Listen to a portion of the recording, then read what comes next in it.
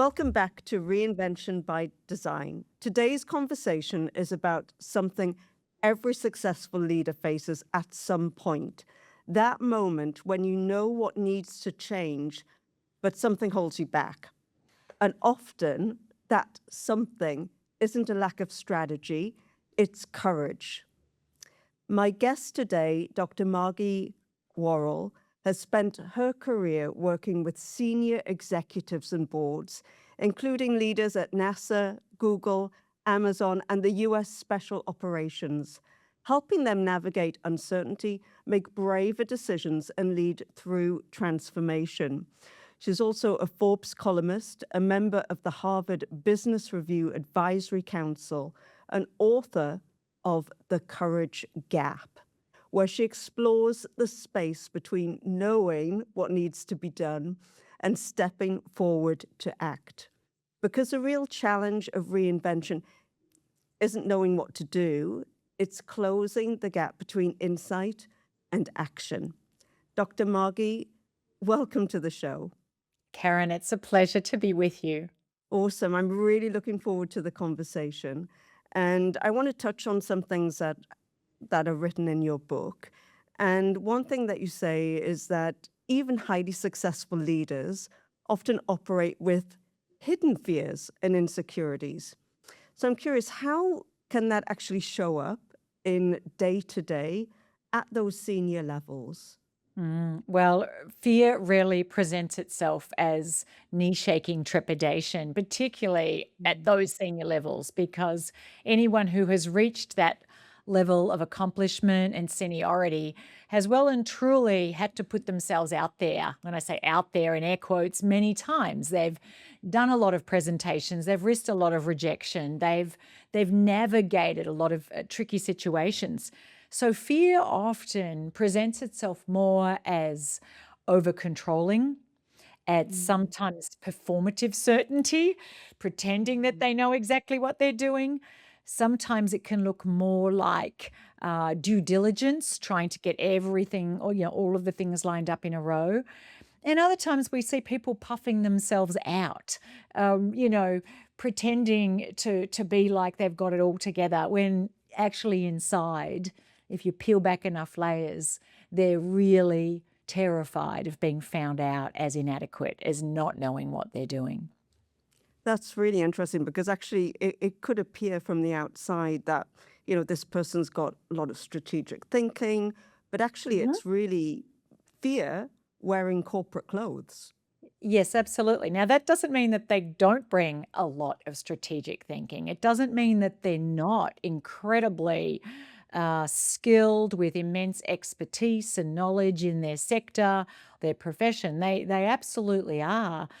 I also think that, and the research shows that the smarter we are, the better we are at coming up with rationalizations and what sometimes is called vital lies to give ourselves a get out of jail free card for not doing the very thing that we know, if we peel back enough layers, that we're supposed to do. And so I think that sometimes we can become a victim of our own success and our own intelligence and our own ability to put together a very strong and compelling reason why not to do something. Second question, reinvention often requires bold decisions under uncertainty and when things are unclear. So why do smart, capable leaders hesitate even when they know that change is needed? Well, there's multiple different reasons why they hesitate. And I should say hesitation on its own isn't dysfunctional. It's actually a healthy thing to do. Do I, don't Mm. I? And today, Karen, leaders are navigating a complex landscape. It's not just complicated in that more information allows you to solve the problem. There's so many factors at play, so many changing variables. It's so unpredictable, and some elements of change are happening at a pace that outstrips our ability to know what to do. And so hesitation isn't something to be avoided. However, we don't want to stay in a place of hesitation. And I think what happens is people can sometimes get stuck in that hesitation, stuck in sometimes analysis paralysis, calling it due diligence, that actually we need to act. And it's why I believe that it's no longer enough to just be really smart and just have a lot of expertise. We actually have to develop a much more grounded and holistic sense of intelligence, being able to tap in even at a somatic level, like, what's the right thing to do here? And that means being able to move forward without having that clarity, being able to make a decision when we truly don't know whether that decision is going to give us an outcome that we would like. And that means we have to expand our capacity to move forward amid the fog, amid the unknowns, and not be waiting for a certainty that honestly is very unlikely to arrive. I guess it's a little bit about, taking that action anyway and having the courage to take that action. And then once you take that action, that gives you evidence to prove, yes, you can do this, you can be successful in moving in this new area.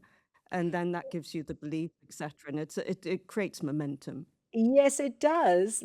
But it might also, you might make a decision and you don't get the result you want because a variable has changed. So ultimately, I'm not disagreeing that it can lead to confidence over time, but it doesn't always land the outcome you want. And I think one of the most important differentiators of successful leaders at this time are leaders who can make a decision and then make the decision right, even if it doesn't land the outcome. And I think when we're wanting to make sure our decision is going to be the decision that gets you the perfect outcome, then actually you're going to be waiting too long, right? So you've got to make a decision, but then what do you do when it doesn't lead to the sales? The system isn't working. The strategy isn't yielding whatever metrics you're wanting. How do we then quickly take Course in the correct. learning, take in the feedback from that, and adjust our sales regularly so that this learning isn't something we do every 6 months, that it's ongoing. And, the research shows that the higher we climb, the harder it can be to be learning from our missteps. And I'm using that with misstep very intentionally. It comes from the Latin to Mhm. take a step in the wrong direction. It's a misstep. It's not a bad thing. When there is no playbook, when you don't know exactly what to do, you've got to be risking that regularly. The key is, how do you focus on accelerating learning versus perfect execution? And that means you cannot be shaming yourself when it doesn't land perfectly. And I think a lot of people who are high achievers, their identity can be pretty attached to being a winner. Like, everything I try, it's great. I'm always Absolutely. successful. And Yeah. actually, I think today, how comfortable we are with getting it wrong, but then how Mm. quickly we can be learning and harvesting the learning from the misstep actually is a key indicator of our ability to move forward and be Mm. successful over time. It actually requires a different kind of leader, actually, in many ways, right? Someone who is prepared to learn, accept, and challenge themselves and move forward anyway. Yeah, a little distinction I'd make there is I don't want to cancel out people who haven't been that kind of leader. I think it Mm. requires it's maybe I know this is semantics, Karen. It requires a different kind of leadership. As Right. distinct from a different person, I believe that every person has the capacity to grow, to Mm. change, to evolve in who they Mm. are. So it may require a different kind of leadership, but the person who was leading may be very to command control, wanting to have all their ducks lined up in a row, wanting to know that they had completely Mm. thought through every potential risk scenario. That playbook no longer works. And so when we can't change the situation around us, we actually face a choice. Are we willing to change ourselves? And that is an uncomfortable journey, but it's one that everyone can choose to make. They have to decide they're up for the journey, they're up for the Yeah. growth. It's not comfortable. Um, And to your point, just going back a little bit, that, you know, it is about making a decision, and we build confidence and we build momentum through making the decision. Yes, that's 100% true. But sometimes it takes time to get there, to build that confidence. We're like, it can feel like that messy middle. I'm not who I Mm. was. I'm not yet where I want to go. And honestly, it doesn't feel very good. You It's think about uncomfortable. the Mm. caterpillar in the chrysalis phase. It's like, I had a playbook and I'd been using that playbook for 20 years. That's who I was. I was the person that had everything lined up perfectly. And now it's feeling a little messy. But actually, that's what's required for me to grow into being the leader that this moment needs, the leader Mm. that I want to be, to drive growth, to steward change, to unlock the talent in my people when all of us don't quite know what's coming next. Yeah. And there's goodness in that messy middle, right? But it is a very uncomfortable space for so many people because of that identity connection with who you potentially were in the past or your perception of who you were and there where you want to actually be. So is there a formula for kind of getting through this? You mention in your book 5 steps. Maybe you I could touch on those 5 steps. Yes, well, the first step is focusing on what you want and not on what you fear. Recognizing that what we focus on expands, energy goes in the direction of our attention. So if you're focused on what you don't want, on what you Mm. can't do, on the deficits, what the resources you wished you had, the certainty you wished you had, uh, then you're putting a lot of energy on something that is in a sense a deficit, and that there's more that creates a sense of scarcity. It creates anxiety. But instead, being really deliberate, Karen, putting your attention, your focus on what it is you do want, on the good that you want to achieve, on the outcomes you want to create. And yeah, you don't know exactly how you're going to get there, but you've got your sights on that North Star, and you use that North Star like a compass. And so, yeah, I take a step. I didn't get the results I want, but what can I learn from this? How do I adjust what I'm doing? Adjust my sails to go, okay, this is what we need to be doing more of. This is what we need to be doing less of. Um, and continually be reallocating resources and re-engineering systems and shifting how you're going about doing things. So firstly is where you put your focus. The second step in the courage gap is around the belief system we're operating from, the narrative we're operating from, the story we're telling ourselves. And so often we get hooked on stories that actually limit the actions we're taking. Sometimes they drive up our stress factor. They have us racing for false certainty because we're like, I need to know what I'm doing. But actually giving yourself permission and saying it's okay that I don't know exactly how this is going to go.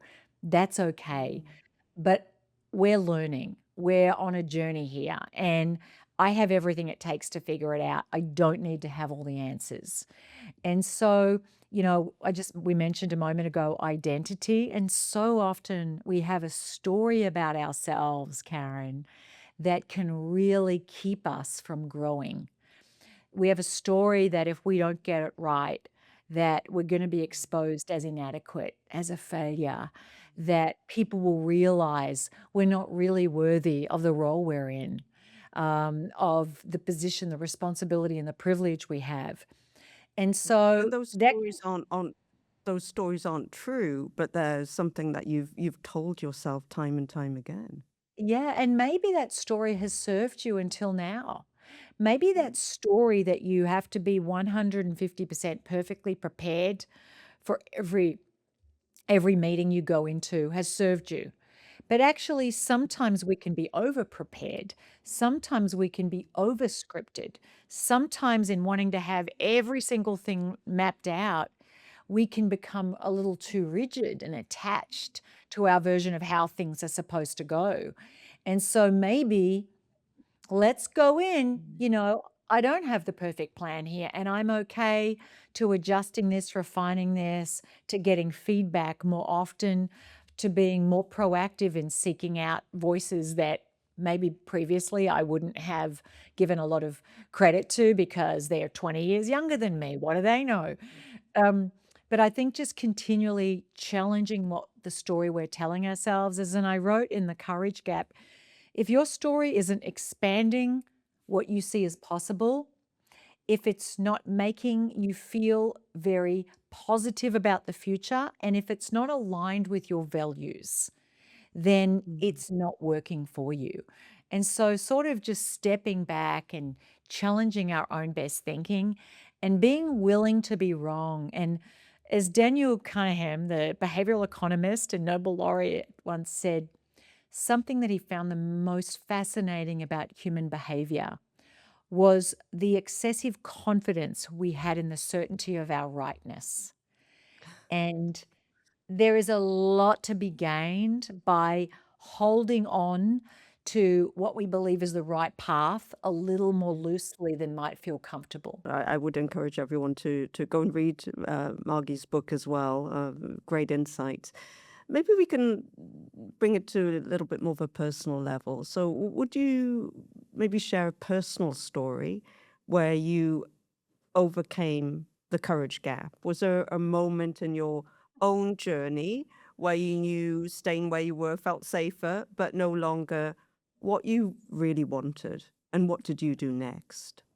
Karen, there have been so many moments in my life where I've had that do I, don't I, do I, don't I, that inner tug of war that we all have. I think probably a more recent one was about 18 months ago. I was a senior partner in the board CEO succession practice at Corn Ferry, and it had been an incredibly expanding experience. And obviously, there's a lot to be gained and to be valued about working with one of the world's preeminent people consulting firms at the level I was at, with the kind of clients that I was working with, and with the colleagues that I had. There was a lot to be said for that. Likewise, a certainty of income, of the salary that came with that, of the status that came with the title and the invitations and opportunities that flow from that. And yet I was having this growing feeling deep within me at a kind of a really soulful level that if I didn't start to make plans to leave, that I was going to look back one day on my deathbed and I was going to look back and say, you stayed too long. You Mm. stayed beyond the point that you were growing in new and bigger ways on a regular basis. And I just felt I wasn't honoring, honestly, I can only characterize it as the siren call on my own soul to be doing work in the world that was reaching a much broader group of people, that was allowing me to spend much more of my time on what I think I'm most gifted for. And so, I remember sharing it with a wonderful woman there who had actually brought me into Corn Ferry and said, I just feel like too much of what I feel uniquely gifted for is not being utilized at the point that I would want it to be utilized. And that's part of that because of the business model and the sales dashboards and the metrics that, a publicly listed company needs to be focused on. But I thought I just knew that. And so, yeah, that was me stepping into my courage gap, stepping away from something that gave a lot of certainty, status, security, Yeah. um, onto new ground, not quite knowing where it was going, not quite knowing what opportunities or doors would open up, not having a source of income that was going to certainly be matching in the short to medium term. But I just knew I would regret it if I didn't, Karen. And I think actually that's probably something just to share with listeners, is that we regret by a factor of 3 the chances that we didn't take, Oh, those yes, leaps of faith absolutely. we didn't take, than the ones that we do.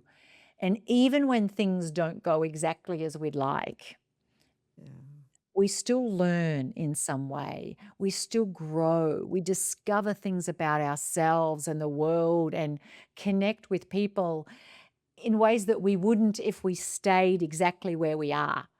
in what was comfortable, in what was certain, in what, shored up that status quo. And so I have to tell you, my last journey of the last 18 months, Karen, it hasn't all been smooth. It hasn't been Yeah. without bumps. It hasn't had it been without moments of disappointment or questions going, what the heck am I doing? But I have known at a deep heart level that it was still 100% the right thing to do. And so I have definitely not looked back, even though there's been things I've missed. And I think that's true for all of us when we're sensing there's a change we need to make or there's a leap we need to take, something we know we need to do. Maybe it's a difficult conversation we've been procrastinating on. It doesn't mean it's easy, but we have to Mm. console ourselves with knowing that we're never going to look back and go, what if I'd tried? And to live with some sense of, where did I sell myself a little short? And what did it feel like when you made that decision? Because you touched a little bit on the roller coaster of emotions that can happen after you make a big decision like that and completely change, Mhm. your role and your trajectory. So how did that feel for you? Vulnerable, really Yeah, vulnerable. yeah. At times, Karen, when I was writing The Courage Gap, I think in more recent years, the higher you climb, the more expectations you put on yourself and the more you project onto others as having of you as well. And so I had a high expectation on myself to deliver or to write a book, to be out in a way that was just absolutely really excellent. And a deep, like I would sometimes be overwhelmed with a sense of vulnerability and sometimes like a real fear of being exposed as inadequate.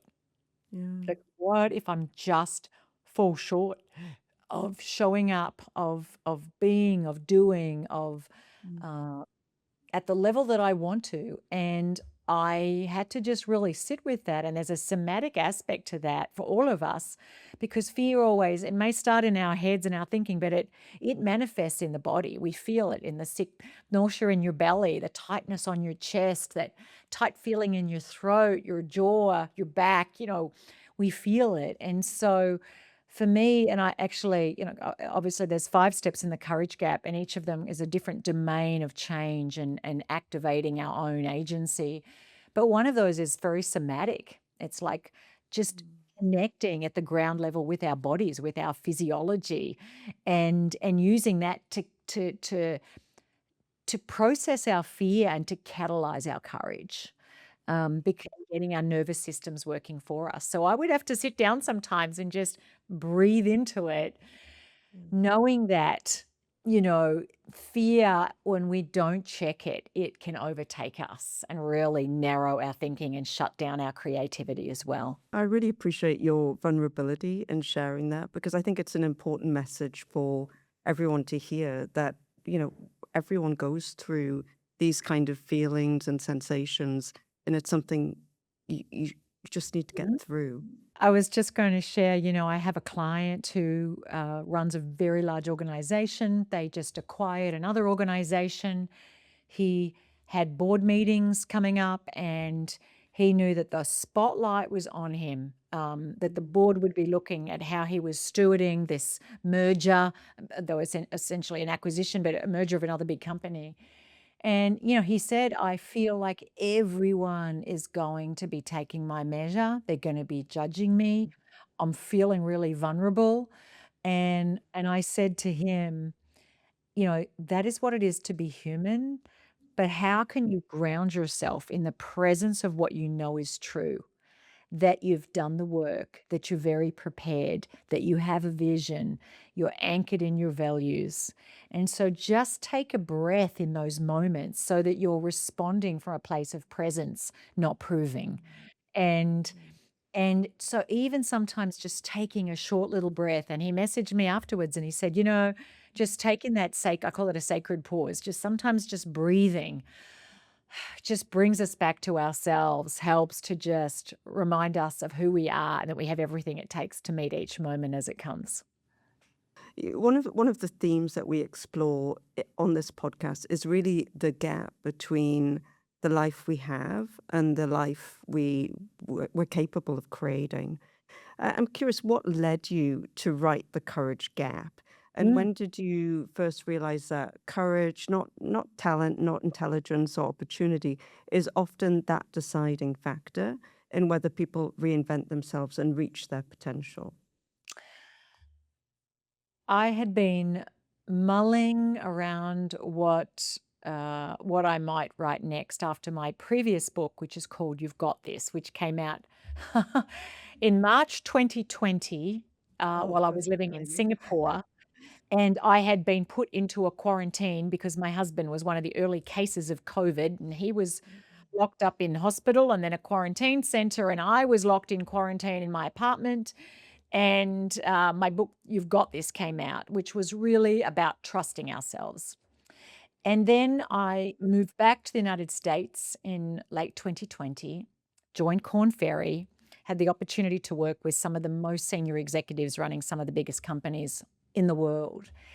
And I found it startling, astonishing, sometimes disconcerting, but also deeply affirming of my work in working with incredibly smart people, Karen, like really smart. In terms of their IQ, I'm sure they could run rings around me, but they would hold back in really critical moments from sometimes having a difficult conversation, from making a call. And so it wasn't a lack of intelligence. It wasn't a lack of resources. It wasn't a lack of education. It wasn't a lack of access to information. They had access to the best, the most that there was. It was at a critical moment, there would be a lack of courage, a willingness to step forward in the presence of fear and risk, which is, my formula for courage. It is action in the presence of fear and risk. And so I realized that it is not about our talent or our intelligence that actually holds us back the most in life. It is our lack of willingness to really move forward and listen sometimes and heed that Exhausted. deep inner knowing. That deep knowing, like, I know this is the right thing to do. I know this is the true thing for me to do. Is it I true? know this, if I zoom up, is actually the best thing for this business or this person or this team member, this team, and yet I'm not doing it. And so I wrote The Courage Gap as a very practical guide to help people take that step forward in the moment when a little voice in the back of their head, that monkey brain that's been wired into us since our days on the plains of Africa, saying, Mm. don't do it, you will Go fail, you'll make for a it. fool of yourself, and Yeah. do it anyway. Yeah, yeah. I mean, you touch on something very important there, and in your book, you actually refer to something called the timidity tax. Mhm. So, what's the real cost, both personally and professionally, of Yeah. playing it too safe? Well, number one is regret, right? Just regret. Mm. But beyond that, there's many costs, and at an individual level, the timidity tax is the invisible. It's not obvious in the short term. It's not immediate, and it's not dramatic. When you don't do something, sirens don't go off because you didn't speak up, make a change, make a call. Nothing happens. No headline says so and so didn't do this today. Um, and it's over time we pay this invisible compounded interest. It impacts our own confidence. I know as a woman in my 50s, the people I meet who lack confidence the most are people who have spent decades inside their comfort zone. They have stuck with what's been comfortable. Sometimes it's because they've been very blessed and fortunate not to have to be out there putting themselves out there because they've had plenty of money. They've just not needed to. Had And stability. yeah, and so they haven't, some people didn't have a choice, but actually that's Yeah. sometimes a great gift. So they lack confidence. They lack competence. They haven't built skills, Mm. new knowledge, new domains of expertise. Um, they haven't built relationships. So they haven't built their reputation with other people, like their networks are limited, but they haven't even built the identity within themselves as someone who can do hard things, as someone who can deal with change, as someone who can take on tricky, gnarly challenges and figure it out. And so there is just immense benefit on multiple fronts when we are stretching ourselves, when we're going beyond what we've done before, when we're taking on a challenge or a goal that we're like, I don't even know how I'm going to do this, but I'm just going to move forward and have faith in myself that I'm going to figure it out one day at a time. Yeah. And often those opportunities happen as a result of a crisis in some way, like there's a redundancy or there's an Mhm. illness in the family that forces you to rethink your life. And the people who are best prepared for that, Karen, when it happens, are people who have actively over the years already been brave, regularly making a decision, even small things, just trying something new. They've built it's a muscle, right? They build It is a muscle. muscle. And so people who have weathered a lot of storms, as what's the saying, a great sailor's never made on calm seas.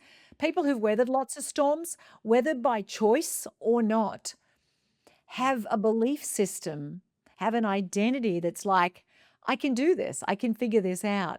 People who haven't often, they can find themselves completely overwhelmed. And so, to anyone who's listening right now who may be going through a difficult time, Mm. or maybe you've chosen down a new path and you're finding it difficult, instead of thinking, I wished this wasn't so, I wished I had the certainty, I wished I had the support, I wished I wasn't in this situation, I invite you to think about your life through the lens of it being a curriculum. Your experience right now, the adversity is part of the syllabus, and you are going to figure it out. You are going to get to the other side of this. You don't have to have all the answers. Keep your focus on what it is you want, on the other side of where you want to go. Keep your focus on what you can do, on the resources you do have. Think about the times before that you've got through hard things. And when we're continually like keeping our focus in that place, it actually helps tap into a sense of agency. It helps us be more creative, to come up with more novel ideas and ways of, if I believe that this situation was completely solvable, what might I be thinking of? And it actually Mm. helps us bring a greater sense of ingenuity to things. I think that's a super relevant observation today. So thank you for sharing that. And it's helping to build the belief in people that things are possible, and to look at the proof that they've had in the past, also that they can do it. They can get over this, they can move forward. I want to come back a little bit to one of the comments you made earlier about leadership. And for years, leaders were expected to project confidence and certainty. And why is that now becoming a bit more of a liability? And what should leaders be doing instead? I think most people feel right now that it is impossible to accurately predict what the world's going to look like in 10 years, much, or certainly not in 10 years, but even in a year from now. Obviously Gen AI is changing things at such an exponential pace that it's really hard to know how are we going to be doing what we do right now today, what will be different. And so projecting false certainty, most people can read through it. They know that leaders don't know exactly what's coming. But when leaders can be certain about the values that will guide their decisions, that actually helps to alleviate anxiety in others, because people may be looking at them going, I know you don't control the environment, and I know that you do not know, you're not certain about what's coming, but I can at least be certain that you're in control of yourself, that you show up consistently, the same way. You're not a walking weather system where I'm like, I don't know which Karen's going to show up in the office today. I don't know, is she going to be all over the shop or is she going to be calm? And so I think for leaders, what they need to really do, and this is where I think, the work that I certainly do and other coaches who are trained as really deep transformational coaches, is to be anchoring leaders in such a deep sense of their own values, on what they know, their deep inner truth, their own North Star, what's not changing. And the more things are changing around us, the more we need to double down on the practices that anchor us, that allow us to bring a steady presence, to be acting consistently led by our values and not by our emotions, and to be continually bringing things back to the highest purpose, to where we're headed, while we're continually changing the sails as we're going forward. It's about staying true and authentic to your values. Yeah, Very well said. and that's obviously easier said than done, Karen, It is. because, our values only really count when they're tested. We all agree it's important to have courage and integrity and be trustworthy and be innovative and, like these things, and inclusive. And, no one ever says the values hanging on the wall aren't good Yeah. values.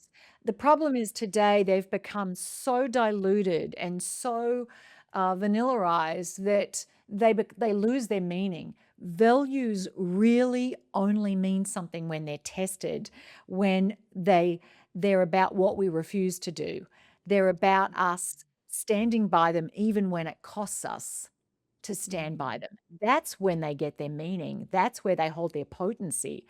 And so for leaders to really demonstrate their values means they will sometimes say, I got this wrong, or I want to apologize for this, or I don't know, but I know we're going to figure it out. And I know that other people have perspectives that I don't have. So let's come together with curiosity and with, a tolerance for perspectives that may be very different than our own. And so I think right now, leaders who are most anchored in what I call self-certainty, the certainty of what they hold to be true, are those who are going to inspire followership, who are going to win trust, who are going to create the psychological safety that courage and bold thinking requires. Yeah, it's so important. And that psychological safety as well is critical today. And in a world where, a lot of people are losing their roles, and sometimes quite senior people, because of the changes with AI, etc. Often people, when they step away from big roles, they lose a sense of identity along with it. And you touched a little bit on the transition that you make. Mhm. How Mhm. do you see leaders navigate that? And what needs to shift internally for people to reinvent themselves successfully after a big shift or redundancy, Well, I for think coming example? back to the concept that who you are is not your title, it is not Mhm. your position, it is not your income. Uh, we can understand that intellectually, but often emotionally, we invest a lot in that. And so it's a lot easier said than done. You're not your looks. You're not your mental acuity, because let's face it, as we get older, we're not as quick. I do some work with McKinsey, and I look at a 28-year-old and how quick they might be and versus a 68-year-old, and there's a difference. Not always, but literally we change. And so if we are over identifying with those things, we set ourselves up for a lot of suffering. And so when it comes to navigating a transition, reinventing ourselves, we have to hold loosely to the things that we once gripped tightly. Mm. We have to change the measuring stick that we used to feel good about ourselves. This is my title, my grade level, my income, my number of direct reports, my budget, my P&L, whatever it is. Whatever. Mm. And so we have to decide that who we are going to be isn't going to be encumbered by who we were before. and to give ourselves space to go through the growing pains, that chrysalis phase where we're not yet who we're going on our way to becoming, but we're no longer who we've been. And sometimes that stage takes a long while, a lot longer than impatient people like me like, but it's part of the refining. And so and I think cultivating that self-awareness, just noticing what comes up inside you, bowing to that, acknowledging, saying yes to that. What have you got to teach me right now? Because it's in that discomfort that the lessons and the growth are going to flow. Mm. And how can people make those decisions that will really serve who they want to become? Maybe some practical steps as to what they can do. Well, firstly, I think getting some clarity about what it is that makes you feel alive. Like just sit there and go, what is it that when I do it, it makes me feel more alive? What gives me energy? It could be things I'm doing. It could be people I'm with. It could be places I am. It could be problems I'm solving. It could be creative expression that I want to bring more into the world.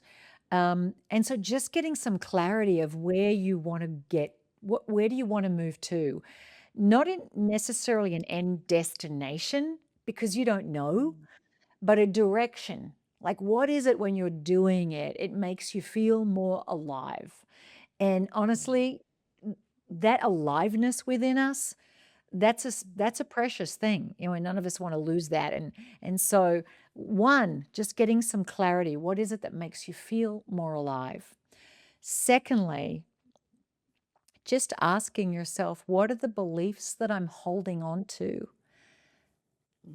And what are the fears that I have that may be hemming me in?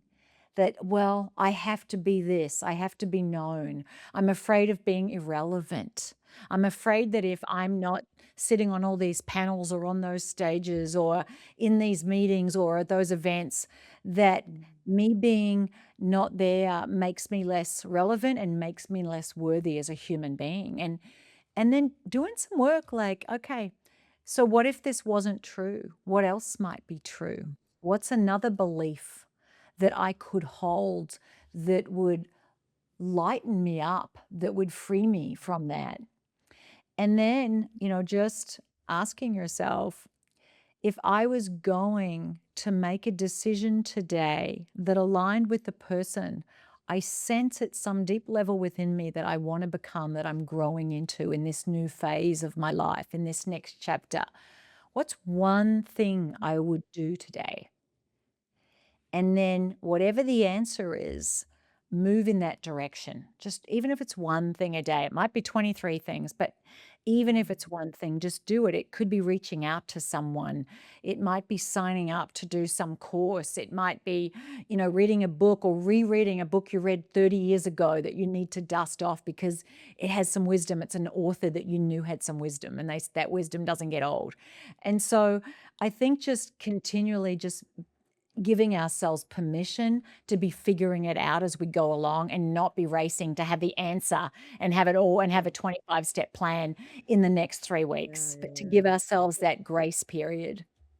be kind to yourself. And you said some really critical things, in terms of finding things that light you up, really kind of inspire you, that you enjoy, give you passion, reframing some of your beliefs, and then taking some small steps, some small actions every day that can also reinforce, okay, I can do something new, I can try something different, and I can be successful. Love it. Thank you very much. Thank you. Look, I want to switch back a little bit to some corporate leaders because obviously there are quite a few people in that audience who are in senior roles. And corporate leaders, they're often rewarded for getting things right. But Mhm. when people leave corporate and they maybe decide to move into something like entrepreneurship, it requires a lot of learning through trial and error. So, for those who are considering something new like entrepreneurship, how can you unlearn that need for perfection? Mm. Recognize what it's costing you. Like, what is perfection costing you? I think a wonderful question for all of us to sit with regularly as we go through life is what I'm getting with this decision, with this situation, this circumstance, with this commitment, etc., worth what I'm giving up with this modus operandi? Is my perfectionism giving me, is it what I'm getting from it worth what it's costing me? And I mean, there's obviously many quotes and sayings about perfectionism, but I think most people recognize, outside of being a brain surgeon, or there are things that where perfectionism is required, and you need to ask yourself, is perfectionism 100% required in this particular domain? And the answer is often no. And so, all right, what might I do if I gave myself permission to just be 70% okay? That it's a 70%. And I'm not saying you should aim for 70%. I'm not saying you should aim for 90% or 20%. I'm just saying, what would open up if you gave yourself permission not to have a perfect plan, not to have perfect mastery, not to have perfect knowledge of a new field that you're going into? But if you just gave yourself permission to move forward.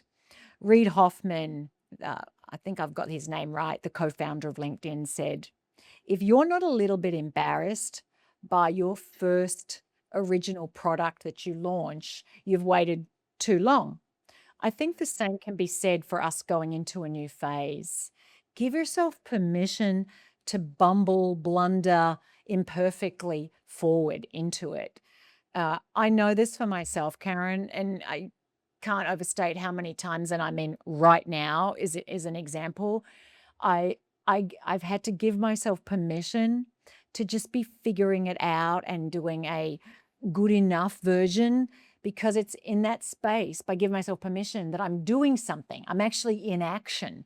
I would never have written my first book if I didn't give myself permission to just write the best book I can, even though I knew I wasn't the world's best writer and I didn't know everything there was to know about writing books. And I would say the same to everyone listening. What would open up if you just loosened your attachment? If you could just say, I'm going to do a 7 out of 10 job here. Let me see what happens. My guess is you're going to do a whole lot more than if you're waiting to do a 9.5 job. Perfect job, exactly. And there's a lovely phrase you use in your book called "braving the awkward," which kind of it just about describes what you've just talked about. It's really, Yeah, really I nice think, phrase. so often we're afraid of a feeling that we're going to feel if we don't get things right. We're afraid of feeling like an idiot, feeling like a fool, feeling rejected. And so we often treat that awkward moment, that discomfort, as the enemy. Like, I got to avoid that. And actually, it's the access point. It is the window that opens up a whole lot of new possibilities. And when we give ourselves permission to brave the awkward moment, the awkward conversation, the awkward misstep, the awkward first try, it actually opens up a whole world of possibilities for us to try new things, to learn and realize, you know what, I didn't need to be so afraid. Yeah, it's that light at the end of the tunnel, that crack of light at the bottom of the door. Yeah, awesome. Sort of bringing this all together for someone who's listening, who knows that they need to do something different, to reinvent, but does feel stuck. What is the first courageous step that they can take? Well, if you're listening to this now and you know there's something that you want to do, there's an inkling or you've got certainty, I would actually just say, firstly, just pause and take a deep breath. Breathe in courage, breathe out fear, breathe in self-trust, breathe out self-doubt. And then ask yourself the question. And if you can do this somewhere where no one's looking and you don't feel silly, close your eyes, put your hand on your heart, and ask yourself, if I was being really brave with my life, what would I do? What was the next thing I would do? And just see what answer comes up. Because sometimes people say, Karen, oh, I don't know what to do. And I generally call BS on that and say, actually, there's a part of you that knows exactly what to do, but maybe you just don't give yourself permission to get still enough for long enough and listen to that inner sage. And so just taking a moment to get quiet and just to tune into that deeper knowing. I believe all of us have a deep wisdom within us. Sometimes we're not particularly connected to it, but it's there. And give yourself permission to move forward, even though you're afraid, even though your doubts are loud, even though you don't know exactly what you're doing. And I can guarantee you, if you practice doing that today, it sets you up to do it again tomorrow and the next day. And I've had the privilege of meeting some phenomenal people throughout my career, Karen, and what they have done is make peace with discomfort. They just have learnt to become comfortable with all that's uncomfortable. And I believe our lives really expand in proportion to our willingness to move forward despite the fact that it feels uncomfortable and there's a little voice in our head saying, don't do it. Yeah. Trust the discomfort. Yeah. Mhm. Love it. Love it. So I'm going to end now, Margie, with a quick fire round. Just give me the first answer that comes to mind. So, first question, what's one fear people need to outgrow to reinvent themselves? What will everybody think? Mm, We give so much power away to what everybody thinks. you too, you too. Second question, at the moment of reinvention, what's more important, certainty or courage? Courage every time, because certainty is a luxury that reinvention almost never affords. And, and we kind of touched a little bit on this earlier, but if someone feels stuck right now, what's the first brave move they should make? What would your future self thank you for doing today? Just tell yourself the truth. What is it you truly, truly want? And what is the belief that you're telling yourself that's keeping you from moving toward it?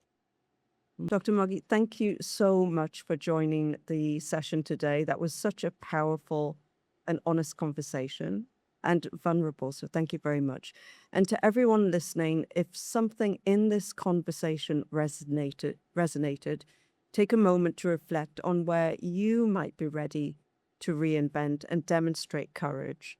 If you enjoyed this episode, do like and subscribe to Reinvention by Design for more conversations with leaders who are building new paths, new income streams, and new ways of working.